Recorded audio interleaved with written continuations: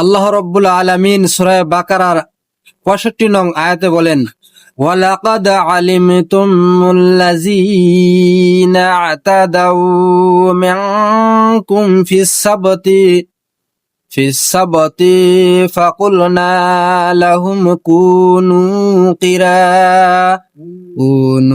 কিরাদাতান খাসিইন। ওয়ালাকাদ এবং অবশ্যই, আলিমতুম তোমরা জেনেছ, আল্লাযী যারা, ইতাদাউ সীমা লঙ্ঘন করেছিল, মিনকুম তোমাদের মধ্য হতে, ফিস-সাবতি শনিবারের ব্যাপারে, ফাকুল না অতএব আমি বললাম, লাহুম তাদেরকে, কুনু তোমরা হয়ে যাও, কিরাদাতান বানরে পরিণত হয়ে যাও, খাসিইন লাঞ্ছিত অপদস্থ বানরে পরিণত হয়ে যাও। আর তোমরা অবশ্যই তাদের সম্পর্কে জানো যারা তোমাদের মধ্য থেকে শনিবার বিধান লঙ্ঘন করেছিল, তখন আমি তাদেরকে বলেছিলাম তোমরা লাঞ্ছিত বানরে পরিণত হও। তাফসিরে আল তাবারি, ইমাম তাবারি রহমতুল্লাহ আলাইহি বলেন, এটি বনি ইসরায়েলের একটি দলের ঘটনা।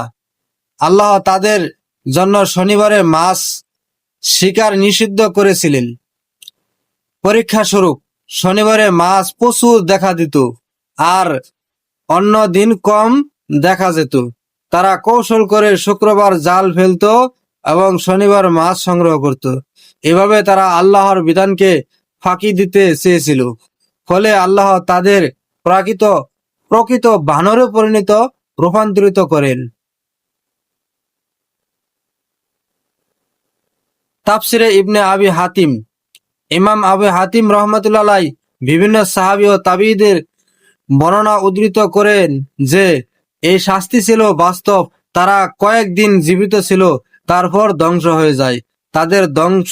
তাদের বংশধর পৃথিবীতে অবশিষ্ট থাকেনি।